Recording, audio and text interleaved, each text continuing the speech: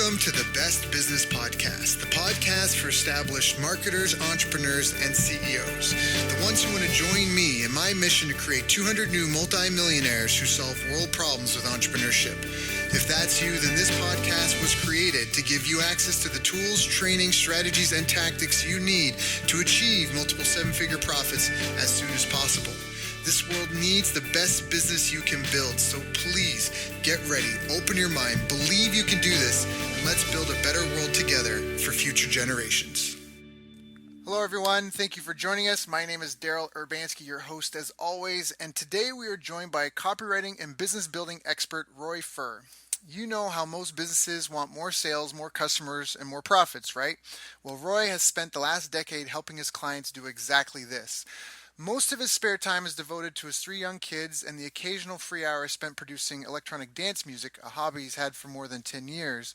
But he's best known as a copywriter and direct marketing consultant. He serves some of the best direct marketers in the world. His most famous piece of copy was for Brian Kurtz for the Titans of Direct Response event held to honor the memory of the late, great Marty Edelston. Roy has helped grow numerous clients in the wealth industries, marketing, business, and investing, using his sharply honed skills in copywriting and marketing strategy to add extra zeros to their bottom line profits. He also publishes a daily email newsletter called Breakthrough Marketing Secrets. One reader has said it's better than every paid newsletter I've subscribed to for the past 15 plus years. Today, I've asked Roy to join us to share some of his magic in copywriting, marketing strategy, and building businesses. Roy, thank you for your time, my friend. How are you doing? I'm doing well. Thank you, Daryl. I'm glad to be on here. Yeah, good. Yeah, no, it's an honor to have you. We've talked about doing this a couple of times, so we're finally making it happen. So, yay. Yes, sir. So maybe for our listeners now, can you talk a little bit about I know your story, but can you kind of share a bit about your story about how you even got into this? I mean, again, do you come from a family of entrepreneurs and copywriters and business builders, or? No, I really grew up in a family where, folks worked for big businesses or big organizations. I guess my grandpa both my grandpas were entrepreneurs. But it kind of skipped a generation.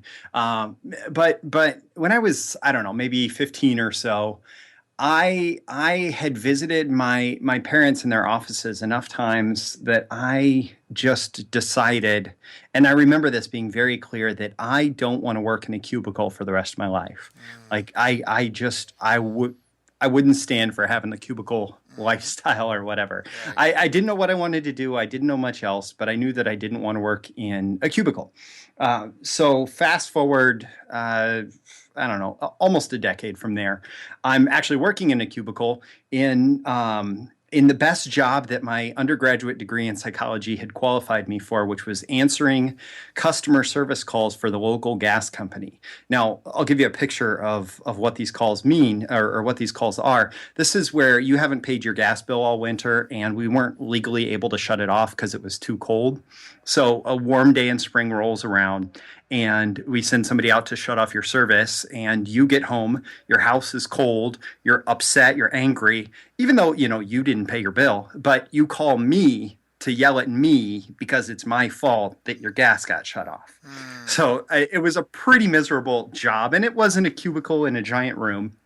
But I always thought of that as kind of a temporary thing. Well, when I was doing that, I was working 40 hours a week answering those, horrible calls, but it gave me time to read between calls, and I worked an evening shift, so the calls really died down around dinner time, and I found a couple books about copywriting. The first one was called The Well-Fed Writer.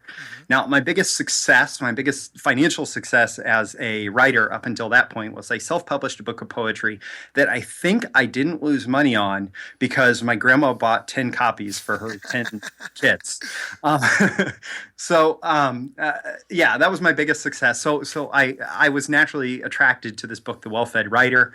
Well, this guy he called himself a commercial freelance writer, not a copywriter. He also didn't write sales copy. He wrote things like annual reports and white papers and stuff like that. But what it did was it opened me up to this world of copywriting. And he said, well, there's these other copywriters that do this other thing. And I said, that's interesting. I have some sales background. I could maybe, take a swing at this. And my mom had actually told me that I should get a marketing degree, that she thought it would be a fit there. But I never liked the college marketing classes, business classes. It just didn't make sense to me. So I went and pursued figuring out about myself by getting a degree in psychology. Anyway, I circled back around. I discovered this seedy world of direct response and mail order marketing. And I just went down a rabbit hole there. I read all the classics that any modern guru was saying that you needed to read. I read all the modern gurus. I have a huge bookshelf of marketing books, most of which I at least have read enough to get the core points out of. I'll admit to being like a lot of folks and putting a book down halfway through, but not until I've gotten the great stuff out of it. I was largely self-taught. That was early 2005. By maybe 3-4 months later, I was actually applying for full-time marketing jobs, and I got one. My wife and I were about to move across the country for her PhD program. I got this full-time marketing job running, largely just running the marketing department for this IT training publisher, where the previous marketing guy had moved up to president of the company. I said, I don't have any experience. And there's no reason, if you look at my resume, that you should hire me. But the fact is that I've discovered marketing, I've discovered results accountable advertising, and I'm going to work harder than anybody else to apply results accountable advertising in your business to grow it and make you more money. So that's why you should hire me. They hired somebody else who had all the qualifications, fired him 2 weeks later, and called me back up and said, "You're hired." Over the next 4 years, I helped more than double the business. We put them on Inc. magazines, listed the fastest growing private businesses. That's awesome. And then it was just time to move on. So in 2010, I started doing this full-time freelance copywriting thing. I'd had a couple clients before that. Then my career as a freelance copywriter took off after that. And that's largely the stuff you covered in my bio. Right. So that's awesome. And I mean, that's incredible. I mean, I know for you kind of glazed over it because you're like, we doubled their profits, put them on the Inc., top 30, whatever. But I mean, that's really commendable. There's probably a ton of people listening to this call that they're like, I want that. I would love to have that. So how did you, what were some of the things that you guys did to increase their profits so well? All right. Well, actually, let me talk about the real world result of all of this, and then we'll go back to what you said. The owner of the company at that point wanted to build his dream house, so he'd been having a lot of success. This was towards the middle to the end of my time there. He wanted to build his dream house. They'd been having a lot of success, but they went to the bank and they said, "Listen, we have this successful business, we have a ton of income, and we'd like to build this house. And here are, the plans from the architect and all that stuff." And the house was going to end up costing 50% more than any house in the city had cost in the last 2-3 years. Right.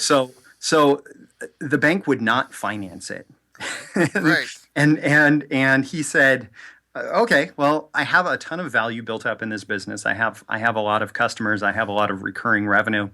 And what I can do is I can sell a portion of my business, and maybe I'll buy it back later, maybe I won't, but I will get an immediate cash flow infusion that I can go use to build this house." Right. And that's exactly what he did. So he was able to build his dream house that cost, something like 50% more than any house in the city had cost, and he was able to do that largely. Through the success that we, the team, created. So before I got there, this company had discovered something rather interesting. And let's talk about offers. So I'm known as a copywriter, but having a good offer can be more powerful than having great copy. Right. So before we got there, the guy that moved up to president and opened the spot in marketing for me, he had helped take this company from selling individual training packs, which mapped to IT certification exams. So somebody works on like a Microsoft network, a Cisco network, they take exams to prove that they have a certain level of competence, and that gets them certifications, and the certifications can get them a better job or allow them to keep their job in the first place or whatever. Right. So what he was doing is he was selling individual exams. Now, some certifications take one exam to complete, and some certifications take as many as like 7 exams to complete. Wow, so okay. With the guy before me, he said, well, what if we, the philosophy of the founder, the owner, was let's let people, especially for the exams that have, or the certifications that have a lot of different exams, and some of them are core required exams, some of them are elective. The founder said, why would we force a path on somebody? We shouldn't force a path on somebody. We should just give them the opportunity to choose what they want. Mm-hmm. And so he was selling 1, 2, 3 exams to somebody, or exam pack trainings, but the person would eventually need to take 7 exams. So to some degree, he was doing them a disservice because they weren't getting all the training that they needed for their exams. Right. Yeah. So the guy before me said, well, what if we do this? What if we package up exam or certification packs, and people don't have to take the ones that we give them, but for folks that just want the certification, right? What if we just hand it to them on a silver platter, at least the training part of it? Yeah. So before I got there, the business had roughly doubled because of that move. Okay. Moving from you choose whichever ones you want to here's a package that will get you your result faster. Right, because that's what they're selling, is they're selling the result. I want the certification. Exactly. Right, okay. Yeah. So what happened about the time that I got there is we actually upped that offer even more. So some of the people that bought the training were individual IT professionals. Some of the people that bought the training were departments, and they wanted to train multiple people in their department. And we sold it based on seats. So you had like a seat in the classroom that you could use. And if you bought the multi-user thing, say you wanted to take training, you could take it, and then when you're done, I could take it, and then when I'm done, somebody else could take it. And what we said is, what if we, instead of selling it exam pack by exam pack or certification by certification in that way, what if we just opened up our entire catalog, made it available to stream, and sold this on an annual subscription basis to folks who are really kind of the core of their IT department. So they may not need just training in Microsoft or just training in Cisco. They may need training across the board. Right. They may need training in wireless or whatever. So what we did there is we established this training this training subscription that you could log in. And depending on how many licenses your company had bought, 1 person could train at a time, 5 people could train at a time, 10 people could train at a time. And we'd actually sold a much higher end kind of permanent ownership training library, but this was a 1 year. You paid for a year of access, and then when that year was over, you paid again or you lost access. So we did that, and largely what I did for 4 years was do everything I could to push people towards that streaming subscription. Yeah. Now, people would still come in and buy the individual exam packs, their certifications, all of that stuff. So I developed marketing programs that would either take a new person who came to us with a broad interest in getting a lot of training and push them into that, or come to the people who said, okay, well, I'll buy 1 exam pack from you, or I'll buy 1 certification from you. And I say, listen, that served you well. Right. But the next step from there is to be the person that knows everything. So try knowing everything and see how that impacts your career. And we had an incredible renewal rate, so that really helped the growth. The content was very good. So about 85% of the people who bought this admittedly expensive subscription renewed the next year and the next year and the next year. So that makes it great because the more people you put in the front end, the more revenue grows. And that's going to remain fairly consistent. And in fact, the company has largely continued to grow in that way. So wait, I just want to recap because I feel like we hit a couple of really important points there Okay. that are phenomenal. So first of all, the owner, because this happens all the time. I mean, the owner, he built the business for himself, not for his clients, and he doesn't want to be forced down any sort of path. He's an entrepreneur, so he didn't want to force any of his customers that way. So he expected them to be more self-directed, self-motivated, like he was, and just Absolutely. sold them kind of a la carte, right? Yeah. And the first growth came from the marketing director at the time taking a look and going, a lot of these people, they're buying an end result. They're buying the certification for their jobs, their careers. So let's just put on a silver platter for them and just make sure that we've got bundles that they can get everything that they need. And that they responded so well to that really boosted the profits again. Yeah. And then what even encouraged the profits beyond that was a subscription program where you got people sold on the idea of continuing their education, which furthers the industry. It furthers them in their personal and career development. And it also provided stable, predictable, consistent income for the business because now it's a subscription model where people just renew every year versus having to make the same sale over and over and over again. Is that correct? Absolutely. And then Absolutely. you basically said, like you said, spent a large part of your 4 years there trying to get other people into the subscription, selling them on the idea of like, look, I know for your job you may only need these two exams, but as a career, as a professional, you really want to stay on the cutting edge of what's happening in the industry. You really want to educate yourself, and you want to become a master, of all trades, not just a jack of all trades, not just a master of one, and just trying to encourage people to get into that program. So I just wanted to stop Yeah. there for a second because I think there's a lot of Well, businesses that shoot themselves in the foot in the beginning. I know a girl, she's got natural skin products that she wanted to sell, and her model was she wanted to just sell like one product at a time. And I was telling yeah. her, you need to get a subscription program going where people get a package of stuff every month because otherwise that's a tough business to be in, right?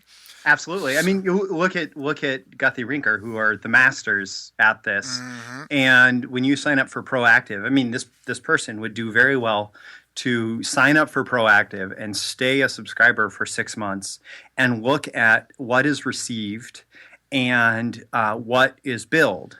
Because if you look very carefully, you pay a fairly significant amount for your first month's um, supply, Mhm. and then starting in 1 month, they start billing you in 90 at least this is the last time I knew the offer. They bill you in 90-day increments for 90-day supply, and you're paying for a package of stuff that arrives every 90 days, and you use it up. Right. And that is absolutely, if you are in a business where you can have ongoing consumption of your product, whether that's training, whether that is skincare or food products or whatever, ongoing consumption of your product, you should absolutely find a way for the people who are fans. You don't have to force it on everybody, but for the people who are fans, to allow them to keep coming back and getting as much as they want all the time, Right. and or as much as will serve them well. Because there is a certain portion of your customer base right now who wants that Yes. solution, who doesn't want to think about shopping for it, who just wants to have it delivered to them on a silver platter and have it available whenever they need it. Right, right, right, right. So well said. And that's just serving your best clients better. And it really is. I mean, even taking your old employer into account. I mean, they probably pushed the envelope for the industry as far as the standards and the baseline of what employers could expect in training. I mean, to have a large subscriber base of people who are constantly pursuing just getting better and better at their craft, I don't know how that's going to hurt any industry, right? So, Absolutely, and I just absolutely. wanted to stop because it's also built on really sound business principles. And so that's just a win-win-win for everyone involved. And I just wanted to highlight that in case anyone missed it, because I think that, sometimes we get lost in the story and we get caught up in in that, and we Yeah. miss the real gems that are in it. So Can I highlight one more thing? do it. Yeah. Yes.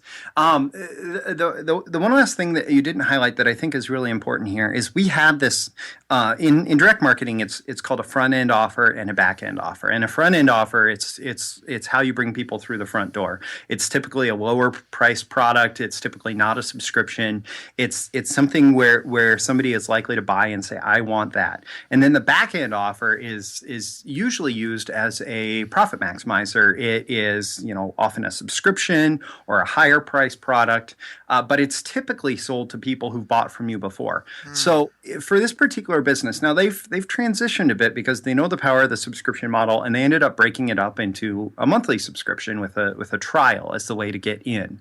But while I was there, they didn't want to move to monthly, and so what happened was they were doing the annual subscription, and occasionally people would come to us, like especially if it was a department that had 15 people and they wanted to have always available training. We might sell them 3 or 5 licenses to the catalog that people could use, 3 or 5 seats. But most people didn't go straight to that, which I would call the back end, the subscription. Most people started with the business with these individual training packages, and one of the most revolutionary things that I did that was like a complete cash flow on demand campaign that we were able to do on a very regular basis is we went to everybody who had bought from us in the last 12 months, and we said, your purchase in the last bought something that wasn't the subscription, a front end, a individual training package, certification package, or an exam pack. And we say, your training purchase can be applied 100%, all the money that you spent in the last 12 months towards your first year of this streaming subscription. And so we had a front end product which was meant to bring people through the doors, and a back end product which was meant to be a profit maximizer, also a value maximizer. You got a ton more value if you used it by having that streaming subscription than you did buying individual training one-off. Yep. So it's really important to look at your business in that way. And there can be levels. You can have 5 levels if you have a high enough level of service at the very end for your best customers. Or if you want to go down to like the free book offers where people pay shipping and get a free book. Yep. That stuff is something where if you structure your business in that way to allow people to climb a ladder of how much they'll spend with you and how much value they get, then you are going to consistently bring your best customers up a level, up a level, up a level, up a level. And that's really the best way to maximize profits in almost any business. Yep. And so many people don't even realize how much money they're leaving on the table by not having higher price programs and services. I get that. I'm going through that right now with one of my clients. She wants me more involved. She already has me on retainer, and she literally wants to have me more involved and almost like a partner in the business. I just don't know if I can make that much of a commitment, but it does go to speak that I need something for those people that want more of me. Some sort of win-win for everyone, because otherwise a lot of people, again, they're in business for themselves. I've been talked out of express shipping and delivery of stuff for buying the premium version of things because the clerk was uncomfortable with it. You know what I mean? Yeah. Because they were like, wait. They're like, you don't need to spend the extra $20 on this, on this expedited delivery. If you just send it normal, it'll get there, but it'll only be, it's another 4 or 5 days. What's 4 or 5 days? They unsell you, right?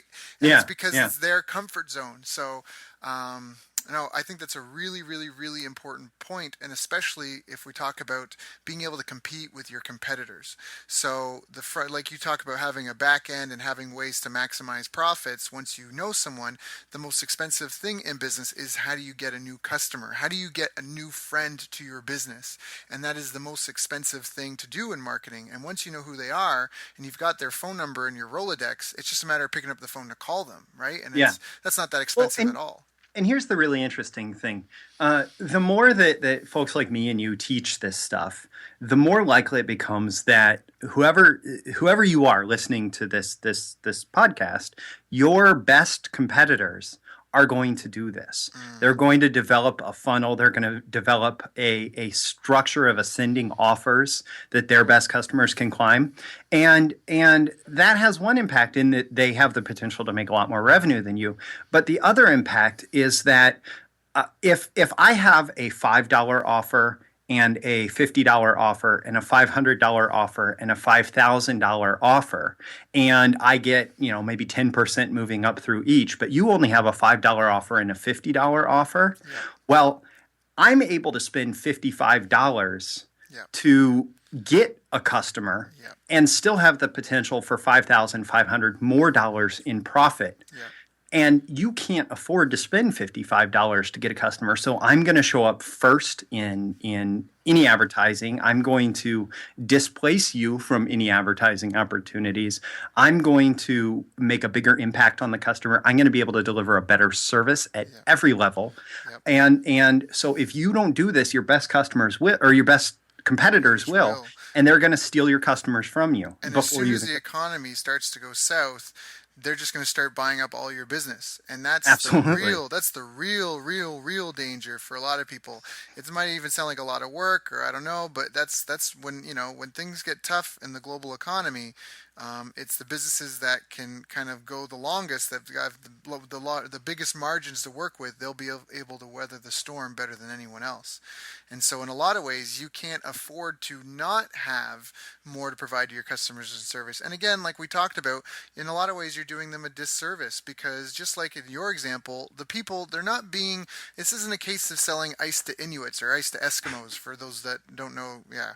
So it's not a matter of like forcing things upon people at all. It's about letting people hate to be sold. They love to buy, and it's giving them bigger, better, quality things to purchase. So, well, in every customer base, there's going to be some percentage who would love to do more with you if you give them the right offer, and so this is just a matter of putting that right offer in front of them. I have a client that has a $50 a year newsletter. Actually, I think it's $40 a year, $40 a year print newsletter. So he's going in the hole every time he is. For every subscriber, he might break even over the course of 12 months just on delivering the product, not even talking about bringing them in the front door. But he has a $3,100 solar generator. And this is like a backup generator. I have one in my garage.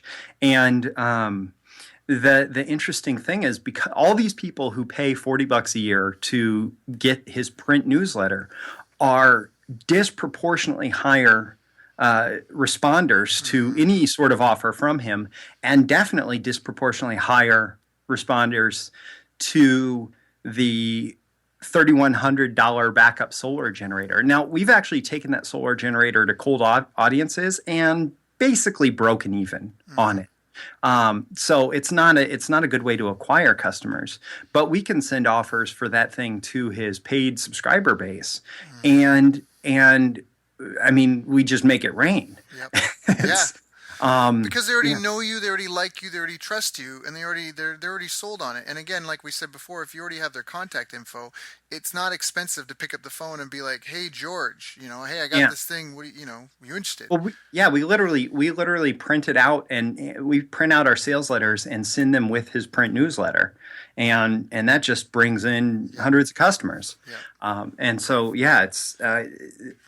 It is a case, and actually, I did a survey to his audience very recently. I was just looking at the survey results, and they actually want to spend more money. There are specific products that he has that we've outlined where these folks would love to be able to spend more money with him, to act on either his trusted recommendation of another business. So we don't even have to build the products. We could, for some of them, we are going to have to go to other providers and connect his customers with those providers in a joint venture type relationship. Right. With other business or with other opportunities, we may have to tweak the product 10% and give it to them. And so it's the opportunities there are rather interesting, but it all hinges on the fact that he's developed this relationship with these folks, and now he's looking at how to provide the most value in exchange for the most profit in return. Right. And you brought up a really great key point that let's talk about this, that he doesn't even necessarily have to have the product, right? Because he is now he's in a toll booth position to where he has an audience of a starving crowd, as Gary Halbert would say, right? He's got this group of people that they know what the problem is. He knows what they want. He just has to find someone who can fulfill on that, and in exchange for giving them access to his ready-made customer base, get a percentage of the profits. And in a lot of ways, I mean, we've done another interview talking about what it means to be a franchise player in business. And if you don't know what a franchise player is, it's the key player that gets all the big bucks for the contract to play for a certain sports team.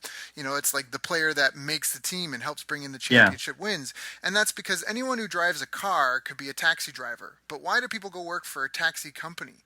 And it's because they have the telephone that rings with people willing to spend money to be driven around to different places.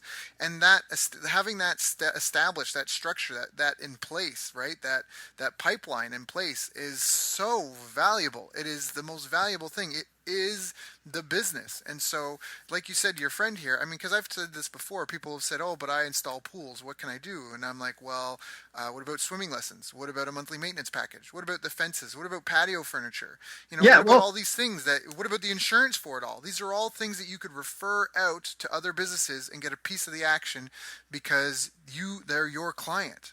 Yeah, I mean, the first most obvious thing is, you don't have a 6-foot safety fence around your backyard? Right. You do realize that if somebody comes over your fence and drowns in your pool, there are insurance liability nightmares. Also, speaking of insurance liability nightmares, not only do I have a trusted fence builder that I can refer you to, I also have somebody that specializes in homeowners insurance for folks who have installed pools. Yep. Also, while I'm out here, I notice your gutters could use some work. I actually have a trusted contact who about 20% of my customers go with that replaces gutters. And so if you have somebody on their property, I mean, you send that person out with a checklist. I wrote an essay, actually. Somebody was talking about like propane delivery, and he challenged me to lay out a great business model for the commodity of propane delivery.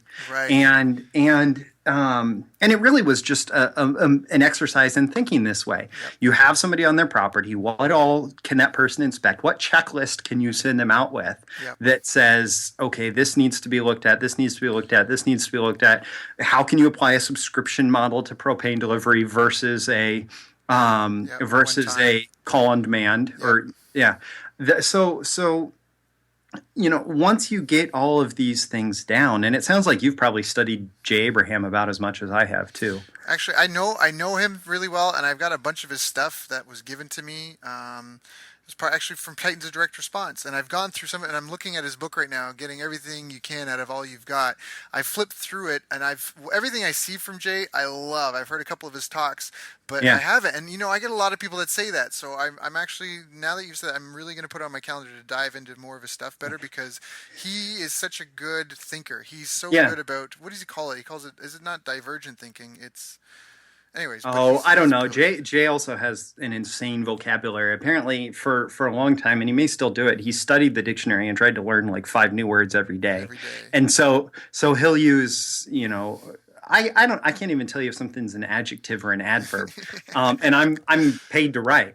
But he'll use like 5 adjectives to describe something, and each of them adds nuance, and it's right, but he just sounds like so grandiose in his speech. But this is absolutely the style of thinking that Jay goes through, that I've taught myself to go through. Lots of other folks do too. It's just Jay has taught it very well, to identify assets that already exist in somebody's business, like their customer list, their relationship with the customers. They may have a factory that's only working 8 hours a day, that could work 24 hours a day and produce more profits if somebody else was able to use the output of that factory. All sorts of different ways to look at a business and identify assets that already exist in the business that aren't being used or leveraged to the best possible. And he started as a copywriter. But he identified, like I've identified, that it's much easier to make an impact on a business. As much as my deliverable with clients primarily depends on words on the page, the impact that I have with businesses is most often finding these things, Yep. these assets that exist in the business. Just really quickly, our hour is getting eaten up so quickly, but I think we've provided a lot of value. That solar generator guy, I was having a 5-minute conversation with him. This was a while back. He had launched the generator at $2,400, and he had progressively made a ton of improvements to the generator, kind of based on customer feedback and demand. He was manufacturing them one off, and so he was able to make a new decision for the next set of parts that he was buying, and he'd really bumped up the value and made the generator into something that was completely proprietary. There's no generator that has this exact same set of features. The primary one being that it's a backup solar generator built in a portable EMP resistant box, which means, EMP comes from a solar flare, whatever. Yep. This generator should work after the grid goes down. Right. Which is appealing to his audience. Right. Well, he had this generator, and it was still selling for $2,400. And we're having this conversation. We're going through all the hidden assets thing. And I turn to him and I say, "Why are you selling this thing for $2,400? And he says, "Well, that's the price we launched it at. We'd love to try a different price maybe." And I said, "Okay, well," and this is like a 5-minute conversation. "Let's hop online right now and look at your top 5 competitors and what their prices are." And we did. And it took like 3 minutes. And so we had a list of the competitors. We knew kind of what their features were, what the output of the generator was, all that stuff. And I said, let's just go with a round number. I think that this thing could sell for $3,000. And he said, "Okay, and let's charge for shipping instead of giving free shipping too." And so the price went from $2,400 to $3,100 delivered. Mm-hmm. And they tested it, and no fewer people bought at $3,100 than $2,400. Right. And that's all profit. Exactly. So his margin went up, after cost of goods sold, his margin went up. I'm trying to remember the exact numbers. I think it was 29%. And his profits went up 61%. And based on his sales volume at that time, before he even started using my copy, his profits on that product went up $500,000 a year. Wow. Based on a 5-minute conversation, finding these hidden assets. Yep. Yeah, small hinges can have the hugest impact. They swing the biggest doors. Yeah. And that's a great example of exactly that. Because now, not only, and I mean, sure, he's making more money, and there's some people that might be like, yeah, but what about the people that can't afford it? But now he's able to invest more vigorously into continuing to improve the product, into marketing it and getting it into more people's hands that will benefit from having something like that. Absolutely. It's not just about trying to just kind of create a monopoly and squeeze out every penny you can. It just makes sense. If you have a better product, charge more for it so you can maintain your status of having the better product. Yeah. And that you can market it and get into more people's hands. So And in terms of affordability, he's also looking at these days we're looking at can we sell this on credit? Can we get financing? Can we do something like that makes it more accessible without significantly changing the price? So there's a lot of different opportunities, and this can happen over and over again.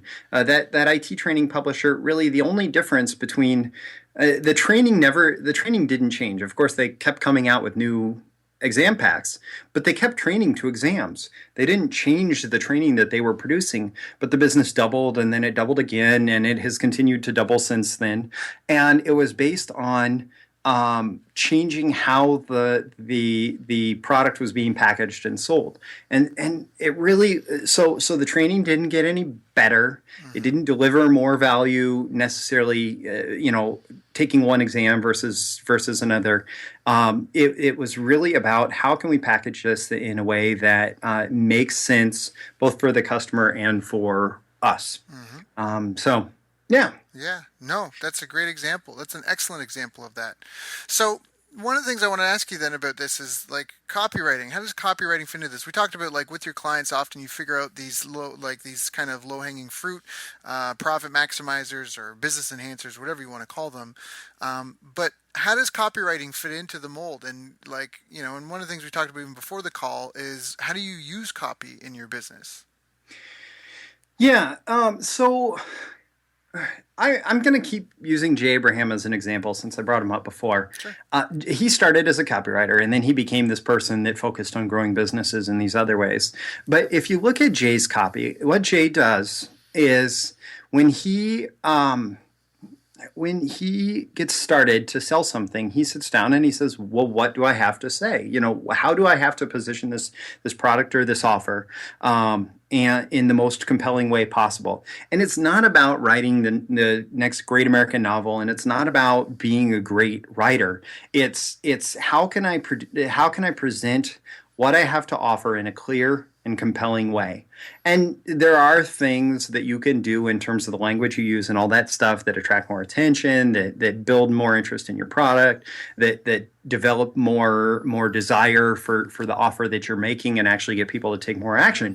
But ultimately, what you want to do in terms of copywriting, if you don't do anything else, is figure out, okay, what is it that differentiates my product from every other product out there in the marketplace? What if I'm your ideal customer, why is it that I should choose your product or service over every other option available to me, which includes solving the problem myself, figuring out my own way to solve the problem, Or doing going nothing. to your competitors, or doing nothing? Exactly. Yeah. So why should I choose that? And if you have a clear answer to that question, then like you can write it and make an offer, preferably give them a deadline and a guarantee, and you'll have a pretty good piece of copy out there. Now, there's a lot of other things that you can do in terms of copy, but copy starts from good thinking. Like good copy starts from good thinking. And so, if you study offers, you're going to be able to write a much better offer.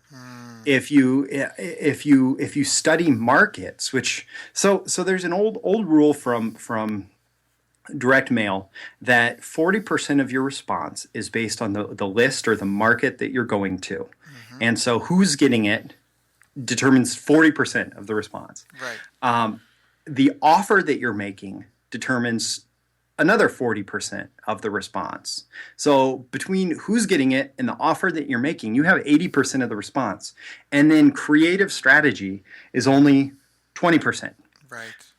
So if you get to know your market, and I know that Ryan Levesque, he was on your podcast before, right? Yeah, I thought I listened to that. So his book Ask is great for getting to know a market online, especially. Anything that you can do to get to know your market better, know what drives them, what challenges they're facing. A problem is a market. It's another saying, I forget. Gary Bencivenga. Okay. Bencivenga. Problems are markets, not Yeah. demographics. Yeah. Yeah, and Gary is absolutely one of my heroes. So He's phenomenal. I would love to get him on this show. yeah, right. I mean, sorry, but yeah, I know. I kind of know him. He knows me by name. I actually have one of the only testimonials he's ever given to a copywriter because of my work on the Titans promo.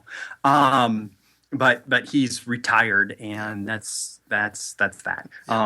Everybody would love to get him, right? Yeah. Oh yeah.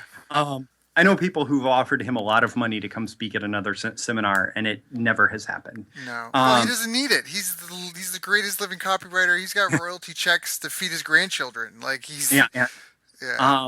Yeah. But anyway, back to problems or markets. So get to know what it is that is a thorn in the side of your ideal target market, of your ideal customers.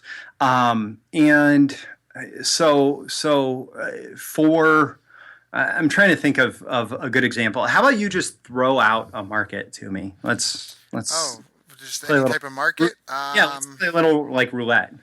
Sure. All right. Yeah. Okay. Oh, geez. Let's go weight loss. Weight loss. Okay. So there's a few different reasons. I haven't done a lot of work in the weight loss market. I don't particularly like it for whatever reasons. Yeah, Um, but there's a lot of reasons that people want to lose weight. One, there's the vanity, like I want to look good, and there's a similar one, which is I want my potential significant others, partners, whatever, to think that I look good, or my current significant other. I want positive attention from others. I want to be able to give positive attention to myself based on my body. There's also just the feeling good, because often when you're overweight, you can feel tired all the time. You can maybe not sleep well. That may be another problem. That you may actually have sleep problems, sleep apnea, things like that, because you are overweight. You may have very specific health issues because you are overweight, heart disease, diabetes, things like that. And so all of a sudden we're speaking to, I probably listed at least 6 or 7 different markets there that are primary markets for weight loss. And so there's all these different problems that I can address with a specific weight loss offer tailored to them. So there may be a weight loss for diabetics, which involves a slightly different diet or exercise regimen than weight loss for people who want to look sexy. right. Because you're solving different problems. At the end of the day, you're solving different problems. And a lot of people in their businesses, they have this fear, and I've go through it, and it's not like I don't know if you ever overcome it. Some people don't seem to be bothered by it, but it's the fear of being too specific, right? But I don't want to lose these people. I don't want to leave anyone out. I don't want them to think it's not for them. No, no, no, no, no. You are so much better off to create your product for left-handed blonde women shorter than 5'5" who have a limp and walk, like have a crip walk, like something like just to get so especially in today's day and age when most things can be delivered almost anywhere in the world, and you can target people so specifically on the internet. You're way better off to do that, because tons of us have bought products that weren't really perfect for what we needed it for, but we bought it anyways because it's what we wanted. So another way to think about it is by being more targeted, more specific. In some ways, you're actually going to make it more attractive to everyone. Yeah. Well, by trying to appeal to everybody, you appeal to nobody. I mean, it's kind of a trite phrase, but also by targeting the core of your market, you naturally pull the fringes in. So yeah, absolutely.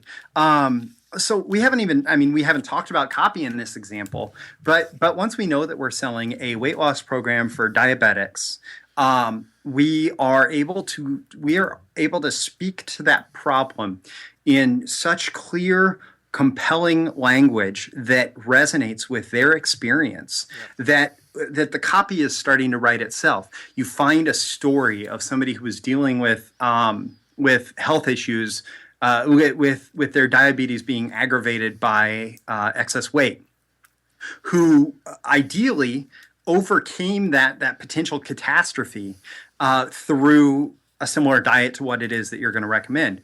All of a sudden, we have a story in front of us that is going to make perfect copy. And if you tell that story in a compelling way, ideally, a lot of times when I start to think about how to write copy, and this is kind of an advanced thing, but I think that it's also worth paying attention to when you're new and you're caught up in how to write headlines and how to write bullets and all the really small tactical stuff.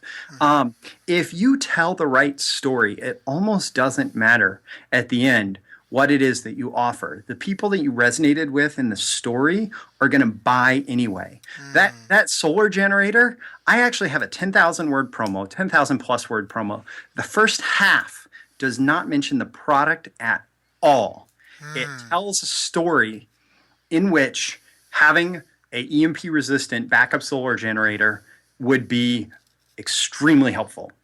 And then in the second half of the promo, it makes an offer based on that story. And it sells like crazy. It will probably hit at least 7 figures in solar generator sales from that this year. And I spend the first 5,000 words not even talking about the product. So I want to give probably the best. If you agree that markets are problems, I want to give the best formula for writing copy based on your market being a problem. So once you identify that problem, here's what you need to write. So you lay out the problem, preferably in some kind of story format that they're going to resonate with. Mm-hmm. You agitate the problem by introducing, like going with the diabetes weight loss thing. There are certainly lots of statistics out there about how many people die from heart disease related to diabetes, how many people get amputations because of diabetes, how many people suffer vision loss because of diabetes, how many people the diabetes itself kills them, and all of these things that can really agitate. So you tell the compelling story. So somebody's resonating with you on an emotional level. You agitate it with facts that back it up, but don't get too lost in the facts. Try and make them feel immediately relevant in your reader's life. And then this is something that was added by Dan Kennedy, as far as I know. I first heard it from him. Invalidate the other solutions that are out there in the marketplace, especially all of them that they've tried. Well, you may have tried XYZ, and yeah, you're right. It doesn't work. It hasn't worked for you. It doesn't work. And here's how we've solved it. And then so it's problem, agitate, invalidate other solutions, and then provide the solution.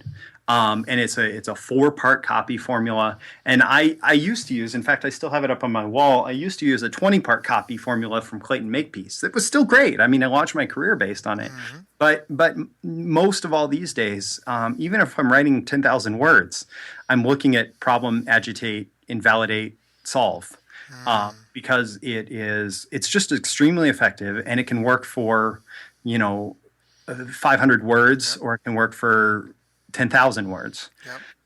Yep. So let me ask about the lead-in then, because you're saying the problem, agitate, invalidate, solve. So the problem part, for the people that are new copywriters, or they're in their own business and they don't yet think or see the value in hiring a copywriter, when you say the first part, the problem, and using a story, how do you, do you know what I mean? Like, the problem can be said in one sentence, like, ow, I stubbed my toe, right? Well, yeah, and that's, well, I mean, stub your toe, the solution is aspirin or Tylenol or ibuprofen or whatever. Sorry, but sticking to the weight loss. Yeah. So how do you pull someone in then with the problem? Because to agitate it, you have to, I know they agitate, at least with the weight loss, especially diabetes. We go into the stats of... hey, you picked that. I may have led you kind of in this direction, but I copy chiefed a project where we were talking about... It was selling a diabetes program. Okay. And what I figured out was the copywriter on this, actually her brother had a brush with death because of his diabetes. And she was trying to write all this stuff about, the traditional kind of promise-based copy around diabetes. And I said, no, start over. Don't try and write copy. Just tell me the story of this. And this copywriter happened to be an ex-nurse. So she had a lot of background with diabetes, but this one was obviously the most salient because it was her brother. And he almost died. She had to force him to go to the hospital. And it was this really compelling story. And we kind of massaged that story a little bit over the course of 3 or 4 rounds of edits. But once we hit it, I was actually sitting in bed reading this on my phone, laying next to my wife, and at the end, I couldn't help myself. I said, "Wow!" Because it was that touching of a story.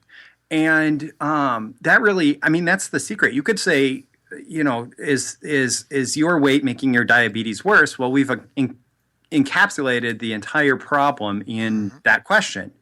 But this compelling story, we were able to make it like Confessions of a Nurse the Day Diabetes Almost Killed My Brother. That for somebody who has diabetes, who has a loved one with diabetes, was almost or for the right audience, that's going to be like, wow, Very compelling, and so they're going to be so curious. There's no way they're going to be able to walk by without. Yeah, and the fact, I mean, this is one of those like little known facts of marketing, but nurses actually have more believability about health issues than doctors. Mm-hmm. People see doctors in general as aloof. Yeah. So your average nurse and your average doctor, people would rather hear from a nurse about health issues. Now, when you get into like Nobel Prize winning doctors or something, that becomes different. But to be able to tell this story from the perspective of a nurse, now you don't necessarily have that story if you are selling diabetes weight loss stuff, but you might have some story that got you into it. I mean, the founder of that company, his dad had a brush with death related to diabetes. So previous promos had used his dad's story. And so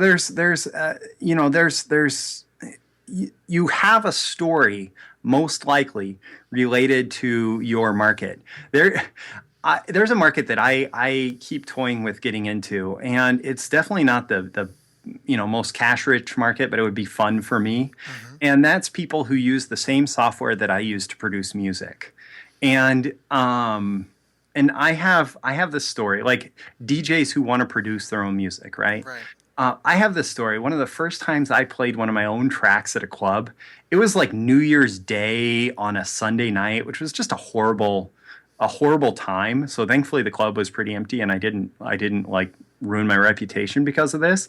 But I decided to throw on one of my tracks that I'd produced at home with speakers that didn't make an accurate representation of how the sound would sound on other systems.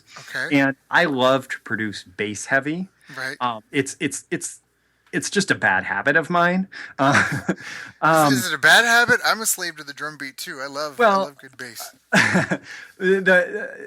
You are a slave to the well mixed bass heavy mix, not the poorly mixed bass heavy mix. So this sounded great on my Cerwin Vega MX 400s with 15-inch woofers, right? And not really cranked up. I mean, because I lived in an apartment complex, I couldn't crank it up to club level volume. Right. And so I mixed it, and I was playing the set, and I decided, okay, I'm gonna play my own song. I'm so excited. I'm gonna play my own song, and I started to mix it in, and you could just hear the entire sound in the room go to mud. It was just nasty. It was, I mean, and like the few people that were out on the dance floor, just like, meh, and they went to get drinks. It was one of those experiences where, for anybody that wants to play their own music out at a club or party or whatever, that is like the nightmare story that you never want to run into. And so you want to learn how to mix music really, really well before you even start playing your stuff out. Because the moment the speakers turn to mud and the dance floor empties because you played your own track is going to be the worst DJ experience of your life. Yes. And so like I have that story that I can tell as just looking to find a problem story in the marketplace. So what that really highlights is that even if we have great song ideas as producers, a lot of times most of us suck at actually like mixing and mastering our own tracks. Mm-hmm. And you can pay somebody to master your stuff, or you can learn it yourself. And for the most part, people are going to want to learn it themselves. And so, I mean, using that as one story would be a great way to start that conversation if I wanted to provide training on how to make better dance music mixes to play in your DJ sets. Right. So you just have to ideally find a story, because that's gonna get people hooked into the problem that you want to talk to them about in a much more compelling way, because our brains are hardwired for stories. Before we could write, we shared stories generation after generation after generation. The actual Bible was written like 200, 300 years after all the stuff that it talks about took place, because it was passed down verbally. There was some writing, I guess, at that point, but it wasn't compiled in the same way. And even the stuff that was written was kind of like passed on, so rewritten, and it's all stories. And if the Bible were just the Ten Commandments, nobody would follow it. Nobody would even know it ever existed. Yeah. It's the stories that are taught to children, that are shared, and so anything that you can do to find that story is really going to be the way to connect with people. Yeah, I love that, and that's so well said. And even Hollywood is a billion-dollar industry, multi-billion-dollar industry, and they sell individual stories one at Absolutely. a time. And so that's exactly it. And we all so many people love to just sit down and to let the story unfold, right? Yeah. And even some of the top best movies ever produced, it's not even the graphics, right? It's not the fancy graphics. It's nothing like that. Sure, it helps, but so there's still top grossing movies and best favorites from forever that are black and white, like Casablanca, and just classics that'll never die. And it's because they were just really, really, really good stories. So that's excellent. It's very compelling, and I think it's a great introduction. And for anyone that's, still not sure what, trying to figure this out, I mean, every business needs a creation myth, and you need to share with people why you do what you're doing. And in all your communication, all the email that you're sending to people, all the touches that you have with them, you can design the story that they're playing a part of. And I think that that's really important. I think it's kind of... You actually said something that makes me want to point people or give people one more tool to use. Sure. One of the guys that really was the founder of direct response advertising was John E. Kennedy. And a lot of folks know of Claude Hopkins for his scientific advertising book. But Claude Hopkins learned copywriting from this guy who had his own story of being a Canadian Mountie, although that's in question, who showed up at the Lord and Thomas Advertising Agency one day and said, "I know what advertising is. You don't know what it is." Yes. I don't want to get lost in that story too much, but he really put Lord and Thomas on the map, helped create scientific advertising, helped do some of the best early 20th century direct response advertising campaigns. And his name was John E. Kennedy. And he ended up writing a book called Reason Why Advertising. And it's very short. If you can find it, it's great. You can probably find a PDF of it online. But the thing about Reason Why Advertising is almost all encapsulated in the title. So if you have a reason why you're writing someone, if you have a reason why you're doing a sale, if you have a reason why you're making the offer that you're making today, if you have a reason why you think that they should pay attention to your sales message, if you have a reason why for everything, like that alone, and often the reason, I mean, that really leads into a story, but that alone, having a reason why, is really like the secret to capturing people's attention. The reason why I'm writing to you today is this. The reason why you should care is this. And eventually maybe you edit some of those reason whys out, but that's a great way to start copy it's, here's my reason why. Right. And all of the greatest copywriters alive today study John E. Kennedy and understand reason why advertising. And if you want to be good at writing copy, you'd be as well served to just focus on getting good reasons why as to read any classic book on advertising or any modern book on advertising or anything. Just having a compelling reason why you want to talk to somebody and make an offer to them is what it takes. So. That is such a great tip. So John E. Kennedy, Reason Why Advertising. I actually already just found the PDF in 2 seconds. So I just did Reason Why Advertising in quotations, and then John Kennedy, and did a search, and the very first result was the PDF. So it's 28 pages. This is going to go down like nothing. I'm going to finish this probably before this audio clip is edited. Yeah. I think that that actually, along with scientific advertising and some other things that Lord and Thomas put out, those were their free book offers to show that there's really nothing new under the sun. Yep. They sent these things out to potential clients or advertised them to potential clients, and they said respond. And obviously the people who are interested in this are going to have some level of interest in advertising and their style of advertising, and it made their credibility point and all of that. So It's worth studying on multiple levels. Yeah, hands down. That's so great.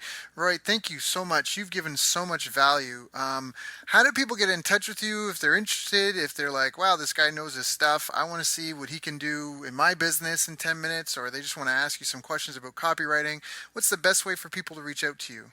Yeah, well, really the best thing, and there's a rule when you buy domain names that you shouldn't buy one that's more than like 2 words long, and it shouldn't be more than 10 characters long or something like that. But I have a long domain name. It's breakthroughmarketingsecrets.com, all smashed together into one word, breakthroughmarketingsecrets.com. And on there, you can sign up for my free daily essays, which, as you said at the beginning of the interview, one customer said that it was more valuable than all the paid newsletters he'd subscribed to over 15 plus years. And that's somebody who has a $44 million postcard. A postcard that's generated $44 million in business. And he said that about these daily emails that I write. So follow me there. When you sign up a couple days into your subscription, you're going to get an email from me that says, do you have any questions that you'd like me to answer? Every Monday, I answer questions that have come in from my readers. Often those end up being the longest and most helpful emails of the week. I really like to dive deep on topics and provide a ton of value. And also, almost anything that you would want from me, you can get through that site. I'm not taking on a lot of new clients now. I find myself wanting to build my own businesses as much as I want to build other people's businesses, as has happened with a lot of great copywriters and marketers. But if you want to reach out to me, and even if you wanted to throw an opportunity in front of me, I would certainly entertain it. But I would much rather have you reading and getting value out of that free daily email. And there may be other opportunities that come up through there to get more from me as well. Got it. So the web domain again, one more time? Yes, www.breakthroughmarketingsecrets.com. No spaces, no dashes, no nothing like that. Just breakthroughmarketingsecrets.com. That's excellent. Well, Roy, thank you so much. You've given so much value to everyone today. Again, if you didn't have a pen handy, you may want to listen to this again and take down those notes. It's so important. There's no secrets. There's no magic room. Roy has written enough letters to generate multiple 7 figures, and he definitely knows what he's talking about. So please, if you're interested at all, get on his list. Get this knowledge, this education. It will serve you for the rest of your business career for sure. And just, Roy, thank you so much for joining us and for just sharing everything that you have to give. I deeply, sincerely appreciate it, and I appreciate your time today, my friend. Hey, you're welcome. Glad we could work this out. Thank you. You've reached the end of our interview. Now, first, let me thank you for listening. I appreciate and respect you more than you'll ever know. And now I'd like to ask you a couple of questions. First, what 3 lessons did you just learn? What 3 aha moments just jumped out at you? Second, what can you implement for yourself and your business in the next 24 hours? Third, what can you give to someone else to help you with, or give them to just do it for you? Whatever it is, remember, taking action is the secret sauce to results. Now, if you think this interview would be helpful for a friend, please give them a link to it. It'll help them and it'll help me too. I'd also like to invite you to help me find out more about the challenges you're facing, your dreams, your goals, and how I can help you overcome what's holding you back. We both do better when we know better, and your success is my success. So please reach out and interact. You can visit our website, bestbusinesscoach.ca for Canada or California, where I'm from and where I'm living. You're welcome to also try out one of our paid programs. You can find us on YouTube, Facebook, and pretty much every other social media channel you can think of. You should also subscribe to the podcast, and if you're enjoying them, please leave us a nice review. It really helps. That's all for now. Once again, thank you. Take care of yourself, and remember, the world needs the best business you can build. And I believe in you.